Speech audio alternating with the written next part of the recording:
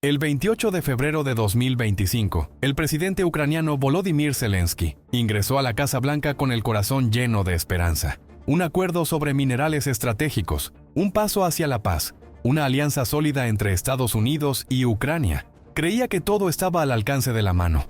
Resultó, sin embargo, que apenas estaba adentrándose en una tormenta de críticas. Lo que encontró en la oficina oval fue, en cambio, un torrente brutal de acusaciones, condescendencia, ultimátums, el líder de un país que lucha por su supervivencia, tratado como un mendigo, saboteado, humillado, rechazado. Y de inmediato, la puerta del apoyo estadounidense se cerró de golpe. Pero aquí está lo que el presidente estadounidense Donald Trump y el vicepresidente J.D. Vance no habían entendido. Zelensky estaba solo en esa sala. Más allá de esos muros, se gestaba otra tormenta, porque al otro lado del océano, los dirigentes europeos observaban, escuchaban, y entonces respondieron, en voz alta y clara. Desmenucémoslo todo. Al 31 de diciembre de 2024, los países europeos habían destinado más dinero a Ucrania que Estados Unidos, 138.700 mil millones de dólares contra 119.700 mil millones de dólares. Ciertamente la cifra estadounidense sigue siendo sumamente impresionante, considerando que se trata de un solo país, mientras que los miles de millones europeos provienen de al menos 30 países reunidos. Pero eso importa poco. Lo esencial es que el apoyo de Europa a Ucrania no es nada nuevo. El dinero, la ayuda, las armas, todo ha fluido casi desde el primer día. Entonces, ¿por qué convertirlo en un drama esta vez? Pues bien, esta vez la situación parece diferente, porque esta vez Europa no solo ayuda a Ucrania a sobrevivir. Los dirigentes europeos dejan claro,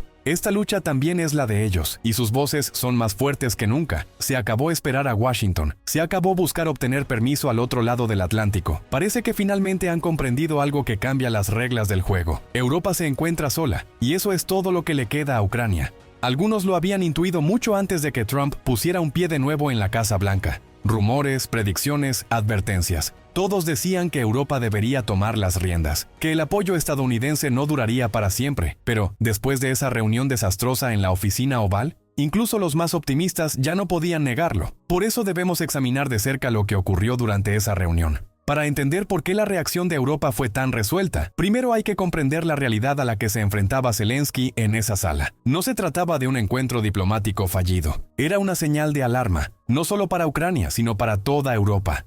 El 28 de febrero, el escenario estaba preparado para un día monumental y para un acuerdo monumental. Ese acuerdo se suponía que abriría la puerta a la inmensa riqueza mineral natural de Ucrania, con un valor total que podría alcanzar los 14,8 billones de dólares, marcando un punto de inflexión en la relación frágil entre el país y Estados Unidos. Se trataba de un acuerdo negociado con la esperanza de que Estados Unidos se convirtiera en un socio a largo plazo, ayudando a estabilizar la economía ucraniana mediante la explotación de algunos de esos recursos inexplorados. Pero resultó que Estados Unidos ni siquiera era un socio a corto plazo para Ucrania. Bastaron unos 35 minutos para dejarlo perfectamente claro. La conferencia de prensa había comenzado con un tono lo suficientemente cordial. Trump había recibido a Zelensky con palabras que parecían amistosas. Se intercambiaron comentarios similares durante aproximadamente media hora. Pero llegó el momento que definiría para siempre aquella reunión. La tensión se encendió a causa de una pregunta aparentemente inocua de un periodista, que sugería que Polonia temía que Trump se alineara demasiado con el presidente ruso Vladimir Putin. Trump respondió que solo se alineaba con Estados Unidos y el bien del mundo. Rechazó las críticas demasiado virulentas contra Putin, dejando entrever que eso no serviría de nada en la mesa de negociaciones. Vance intervino, sugiriendo que el camino hacia la paz consistía en iniciar una diplomacia. Iniciar una diplomacia con un hombre que había anexado ilegalmente Crimea en 2014 y que había invadido Ucrania en 2022 con 190.000 soldados, causando la muerte de decenas de miles de soldados ucranianos desde entonces. Ese comentario pareció desencadenar a Zelensky, quien ya había intentado la vía diplomática con Putin en 2019, lo que le impulsó a formular una simple pregunta. ¿De qué tipo de diplomacia hablas, JD? Esa pregunta marcó el fin de una discusión relativamente cordial e inició aproximadamente 10 minutos de creciente tensión que rompieron cualquier ilusión de civilidad. A partir de ahí, Vance acusó a Zelensky de faltarle el respeto a Estados Unidos y de forzar a los reclutas ucranianos a ir al frente. También inició una interminable diatriba, exigiendo que Zelensky agradeciera a Estados Unidos por todo su apoyo. Quedó rápidamente en evidencia que todo lo que Trump y Vance esperaban del líder ucraniano era que se humillara, que se sometiera a sus exigencias de gratitud y que reconociera públicamente que, sin Estados Unidos, Ucrania ya habría estado condenada desde hace tiempo. Cuando eso no sucedió, al menos no de forma tan sumisa, Trump volvió a su modo de ataque habitual, lanzando pullas afiladas y comentarios despectivos. Empezó a rebajar a Zelensky, burlándose de su liderazgo, como si tratara de quebrarlo únicamente con palabras. Trump acusó al presidente ucraniano de jugar a la ruleta rusa con la Tercera Guerra Mundial y de no querer la paz en primer lugar. Esas palabras hacían eco de antiguos mensajes en redes sociales en los que lo describía como un oportunista, insinuando que quería que la guerra continuara para poder desviar fondos militares. Zelensky, atrapado en las garras de esa tormenta política, tenía dificultades para responder. Había venido en busca de la garantía de que América permanecería al lado de Ucrania, pero, en su lugar, se encontró abrumado por una avalancha de insultos. Luego, sin previo aviso, la reunión se dio por terminada. «Pensé que era suficiente», declaró Trump mientras la prensa abandonaba la sala. La conferencia de prensa conjunta prevista, símbolo de unidad, fue cancelada de forma abrupta. El acuerdo sobre los minerales nunca fue firmado. Zelensky, atónito y humillado, fue escoltado fuera de la Casa Blanca. Ni siquiera se le concedió la dignidad de una despedida apropiada. Trump, sin perder ni un segundo, se lanzó a su cuenta en Truth Social, acusando a Zelensky de ingratitud y de no estar preparado para la paz. Escribió: «He determinado que el presidente Zelensky no está listo para la paz si América está involucrada». En cuanto a Zelensky, publicó una declaración agradeciendo al pueblo estadounidense, pero sus palabras carecían de calor genuino. El presidente ucraniano abandonó la Casa Blanca no solo con un ego maltrecho, sino con la dolorosa toma de conciencia. Europa era todo lo que le quedaba. Y por primera vez, esa verdad era evidente para todos. Estados Unidos había dado la espalda a Ucrania, habían cambiado de bando, y Europa tendría que recoger los pedazos. Y déjeme decirle, Europa comenzó a actuar casi de inmediato. Inicialmente, mensajes de apoyo inundaron X, anteriormente conocido como Twitter. El primer ministro polaco, Donald Tusk, publicó en su cuenta un mensaje poderoso: «Queridos amigos ucranianos, no están solos». Petr Pavel, el presidente de la República Checa, declaró con una determinación inquebrantable: «Estamos al lado de Ucrania más que nunca. Es hora de que Europa redoble esfuerzos». Fue un llamado a la acción, un recordatorio de que la atención mundial debía centrarse en Ucrania y que Europa debía unirse con una sola voz. El canciller alemán Olaf Scholz también dejó clara su posición: «Nadie quiere la paz más que los ucranianos». Añadió que Ucrania puede contar con Alemania y con Europa. El primer ministro sueco Ulf Kristersson hizo eco de ese sentimiento con convicción: «Suecia está al lado de Ucrania. Ustedes no solo luchan por su libertad, sino también por toda Europa». Sus palabras fueron más que una simple declaración de solidaridad. Recordaban que la lucha de Ucrania era también la lucha de Europa. El presidente francés Emmanuel Macron fue mucho más directo. Macron dejó claro que, en este caso, Rusia era el agresor. Curiosamente, eso era precisamente lo que Estados Unidos se habían negado a hacer, después de haber votado en contra de una resolución de las Naciones Unidas que condenaba a Rusia por la guerra en Ucrania aproximadamente una semana antes. Friedrich Merz, el hombre presagiado para convertirse en el próximo canciller alemán, expresó su solidaridad en términos igualmente claros: «Nunca se debe confundir agresor y víctima en esta terrible guerra». Y esos fueron solo algunos de los numerosos mensajes de apoyo que Zelensky recibió, tras lo que algunos expertos calificaron de acoso en la oficina oval. La indignación fue rápida, intensa y llena de una fuerza colectiva que exigía respeto para Zelensky y su pueblo. Pero esos dirigentes no se limitaron a unirse en las redes sociales. También se reunieron en persona, alrededor de un día después del desastre en la oficina oval. El 2 de marzo de 2025, Londres se convirtió en el escenario de una cumbre crucial que se celebró en Lancaster House, un edificio histórico frecuentemente utilizado para reuniones políticas de alto nivel. La cumbre fue descrita como un momento único en una generación por el anfitrión Keir Starmer, el primer ministro británico. Se organizó para asegurarse de que la unidad de Europa no flaqueara y de que se pudiera elaborar un plan de paz coordinado frente a la incertidumbre creciente. Así, dirigentes y representantes de más de 15 naciones occidentales se reunieron en Londres. Entre los participantes europeos notables figuraban Zelensky, Tusk, Scholz, Macron, el presidente finlandés Alexander Stubb, el primer ministro danés Mette Frederiksen, la primera ministra italiana Giorgia Meloni, el secretario general de la OTAN, Mark Rutte, la presidenta de la Comisión Europea Ursula von der Leyen y el presidente del Consejo Europeo Antonio Costa. La presencia colectiva de estas personalidades de alto nivel subrayó la gravedad de la situación. Europa debía unirse para trazar un camino claro hacia la paz. Zelensky se mostró visiblemente conmovido por tal reacción. Saludó la cumbre, declarando que un nivel de unidad europea como ese no se había visto desde hace mucho tiempo. La cumbre le demostró que Europa seguía firmemente detrás de Ucrania. Fue una declaración audaz que afirmaba que la unidad europea, a pesar de la presión interna y externa, no podía ni se rompería. Pero basta de declaraciones. ¿Qué hay de las acciones? La cumbre de Londres tuvo 4 resultados clave. Analicémoslos uno por uno. El primer resultado se centró en mantener la ayuda militar y aumentar la presión económica sobre Rusia.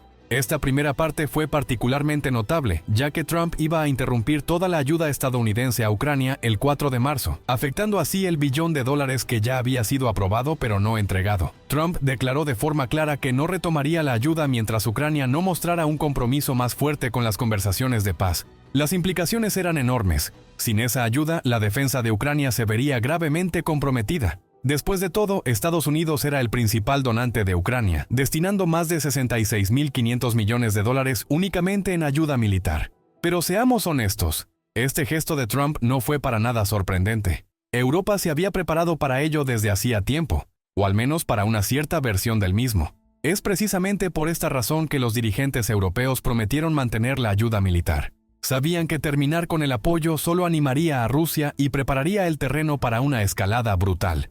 El Reino Unido lideró la carga en ese aspecto. Desde el 24 de febrero de 2022 hasta el 31 de diciembre de 2024, ese país había destinado $8,42 mil millones en ayuda militar a Ucrania, posicionándose así como el segundo mayor donante individual en Europa. Posteriormente, Starmer anunció un nuevo acuerdo de $2.000 millones que permitiría a Ucrania comprar 5.000 misiles de defensa aérea.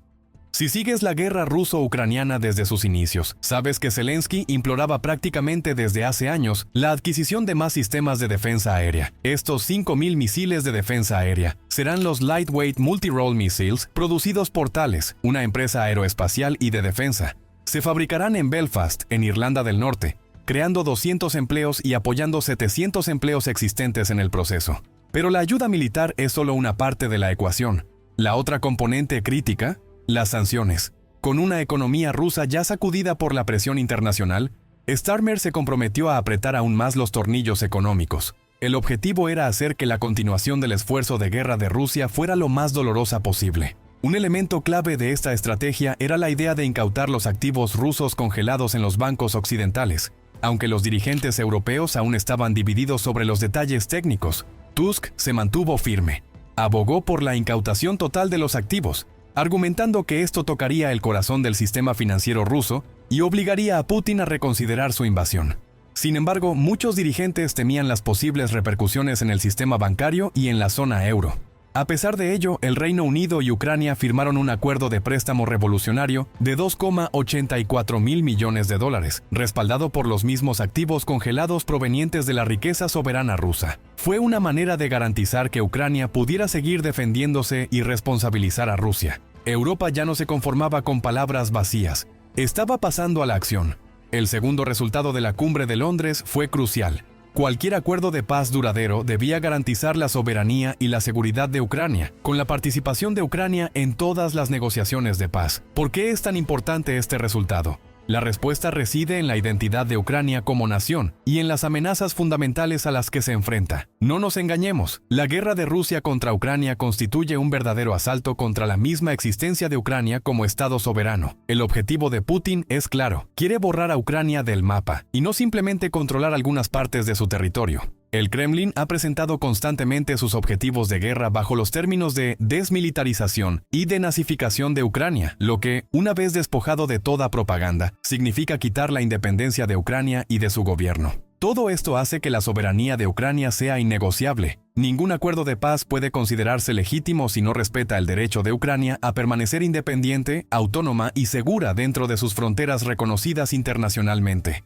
De lo contrario, se abriría la puerta a futuras invasiones y se desestabilizaría toda la región. Esto establecería un precedente peligroso en el que los agresores podrían modificar las fronteras por la fuerza, sin que nadie pudiera impedirlo. Pasemos ahora a la segunda parte. La presencia de Ucrania en la mesa de negociaciones. Puede parecerte obvio. Por supuesto que el país invadido participará en las negociaciones, ¿no? Pero te equivocas. La historia está llena de ejemplos de potencias que deciden el destino de un país sin su presencia. Y en cada ocasión, las consecuencias fueron catastróficas. Piensa en la Conferencia de Berlín, donde los imperios europeos repartieron África como si fuera un pastel, sin que ningún dirigente africano estuviera presente. ¿El resultado? Décadas de dominación colonial, explotación y violencia. O en el Acuerdo de Múnich, cuando Gran Bretaña y Francia cedieron a Hitler una parte de Checoslovaquia en nombre de la paz, sin siquiera invitar a los checos. Ese gesto falto de coraje solo animó a Hitler y precipitó a Europa en la Segunda Guerra Mundial.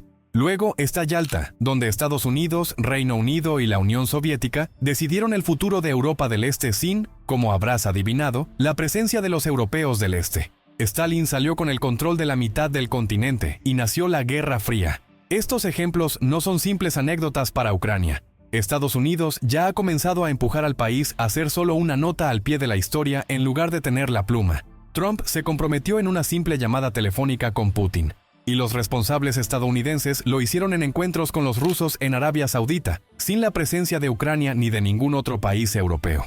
Esto no puede seguir, y Europa quiere asegurarse de ello. Ucrania, como toda nación soberana, tiene derecho a la autodeterminación, y cualquier acuerdo de paz concluido sin su participación sería una grave injusticia, no solo para Ucrania, sino para los principios de democracia y soberanía que constituyen el fundamento del orden internacional. Pero no basta con que Ucrania esté simplemente presente en la mesa. El país invadido debe también disponer de un derecho de veto sobre cualquier decisión que afecte a su pueblo, su territorio y su futuro. Ahora bien, ningún acuerdo de paz obtenido de esta manera puede ser el final. Esto es lo que aborda el tercer resultado de la Cumbre de Londres. Los dirigentes europeos se comprometieron a reforzar las capacidades militares defensivas de Ucrania después de un acuerdo de paz, para disuadir cualquier futura invasión. La razón es bastante simple. Rusia ya ha demostrado que no se le puede confiar. El Kremlin ha violado ceses al fuego en el pasado y no ha mostrado intención alguna de cumplir acuerdos que no sirvan a sus objetivos imperialistas. Así, Ucrania necesita una defensa sólida, no solo para hoy, sino también para el mañana, para asegurarse de que nunca más sea tomada por sorpresa por una agresión. Pero, ¿qué implica esta defensa sólida?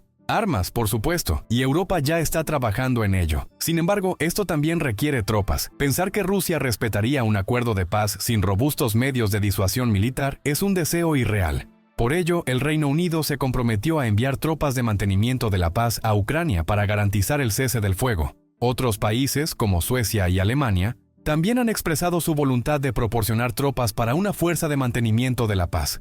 Francia también lo ha hecho, lo cual no es sorprendente, dado que Macron había mencionado la idea de enviar tropas a Ucrania en plena guerra. Pero no importa qué países se unan a esta fuerza de mantenimiento de la paz, una cosa es segura: a largo plazo, Ucrania solo podrá ser protegida con botas en el suelo y aviones en el aire, para usar las palabras de Starmer. Esta idea se inscribe en la cuarta y última conclusión de la Cumbre de Londres: una coalición de voluntarios. Se hace cada vez más evidente que la adhesión a la OTAN simplemente no es viable para Ucrania, por lo que el Reino Unido ha intentado crear la mejor alternativa posible. Esta coalición tendría un único objetivo: asegurarse de que cualquier acuerdo de paz concluido para Ucrania no sea solo un simple papel firmado. No. Ese acuerdo se aplicaría y protegería mucho después de que terminen las negociaciones. Esencialmente se trata de adoptar el aspecto de seguridad colectiva de la OTAN, eliminando al mismo tiempo el artículo 5. Nadie estaría obligado a apoyar a Ucrania. Como mencionó Starmer, no todas las naciones estarían en condiciones de contribuir a este esfuerzo de defensa. Por ello, el término voluntarios es crucial aquí. También importa porque Starmer no quiere hacer promesas que no pueda cumplir. Es fácil hacer grandes declaraciones y comprometerse audazmente, pero la realidad es mucho más compleja. No todas las naciones pueden o quieren comprometerse a proporcionar tropas, armas o financiamiento a largo plazo, y Starmer lo sabe. Al hacer que esta participación sea voluntaria, se concentra únicamente en compromisos prácticos. Esto demuestra una determinación sin comprometerse en exceso. Es la unidad respaldada por una fuerza real. Una paz apoyada por una fuerza tangible. Pero espera un segundo. Los dirigentes europeos hablan constantemente de un acuerdo de paz para Ucrania que involucre a Ucrania. Pero ¿quién redacta ese acuerdo? Si preguntas a los europeos te dirán el Reino Unido y Francia. Estos dos países no solo son los más ruidosos cuando se trata de hablar de paz, sino que quieren activamente darle forma. Starmer fue claro. Londres y París trabajarán con Kiev para crear un plan y luego lo someterán al equipo de Trump. No será Europa quien dicte los términos. No será Washington quien decida el destino de Ucrania entre bastidores. Ucrania está en el centro de todo esto. Macron expuso las bases. Primer paso, una tregua de un mes. Sin bombardeos aéreos, sin ataques navales, sin sabotaje de infraestructuras energéticas. Una pausa temporal pero crucial. Segundo paso, tropas en tierra. ¿Por qué? Para asegurarse de que Putin no aproveche esta pausa temporal para atacar de nuevo. Por el momento, Finlandia y Noruega apoyan el plan, aunque con una distinción importante. No se comprometen a enviar tropas de mantenimiento de la paz. Ahí está el aspecto voluntario de la ecuación. Pero tiene sentido. Los vecinos de Rusia saben mejor que nadie que cualquier implicación militar podría hacer que la situación se escalara rápidamente. Pero aquí está el problema. Ningún acuerdo se sostendrá sin la presencia de Estados Unidos. Starmer insiste en este punto. Solo un apoyo internacional fuerte y unido puede ofrecer a Ucrania un camino hacia una paz duradera. Menos que eso, y Rusia amenazará nuevamente la seguridad europea. Hablando de seguridad europea, este tema se ha convertido en otro punto crucial de discusión. La amenaza para Europa nunca ha sido tan clara. Como advierte Zelensky, las ambiciones de Putin van mucho más allá de Ucrania. Apunta a Polonia y a los estados bálticos. Si se le permite actuar así, cuestionará una y otra vez las mismas reglas del orden mundial. Así, si Europa no se moviliza ahora, las consecuencias podrían ser catastróficas, y Europa lo sabe muy bien. Actualmente, el continente invierte masivamente en su defensa, pero aún no es suficiente. En 2024, los gastos totales en defensa de los Estados miembros de la UE alcanzaron aproximadamente $352.255.000, es decir, alrededor del 1,9% del PIB de la UE. Para 2027, esta cifra debería aumentar en $107.000 millones en términos reales. Pero aquí está el problema. Bruegel, un think tank europeo, estimó que Europa debería aumentar sus gastos en defensa en aproximadamente $270.000 millones por año para disuadir eficazmente a Rusia. Esto llevaría los gastos totales en defensa de la UE a aproximadamente el 3,5% del PIB. Polonia ya da ejemplo, gastando el 4,7% de su PIB en defensa, más del doble del umbral mínimo fijado por la OTAN. Pero la mayoría de las naciones europeas aún se quedan muy atrás. El continente necesita más, y lo necesita ahora. Parece que la Comisión Europea ha entendido bien el mensaje, ya que su presidenta ha anunciado que la UE se está preparando para un esfuerzo de defensa de $841.000 millones, acompañado de una iniciativa conjunta de préstamo de $160.000 millones para reforzar sus capacidades de defensa. El aumento de los gastos en defensa europea podría también ser la llave para que Europa mantenga el compromiso de Estados Unidos en la OTAN y en la causa ucraniana. Tusk dice con razón, la mejor manera de convencer a Washington de que vale la pena invertir en la OTAN y en la amistad es construir nuestra propia fuerza. Si Europa demuestra que puede asumir una mayor parte de la carga, Estados Unidos podría estar más dispuesto a mantenerse comprometido, y Ucrania podría realmente tener una oportunidad de lograr una paz duradera. Pero, ¿qué piensas tú? ¿Puede un aumento en los gastos en defensa asegurar una Europa resiliente, o son Estados Unidos indispensables en toda circunstancia? ¿Y serán realmente capaces los dirigentes europeos de mantenerse unidos y cumplir sus promesas? ¿O las divisiones políticas y las dudas lo comprometerán todo? Cuéntanos lo que piensas en la sección de comentarios a continuación.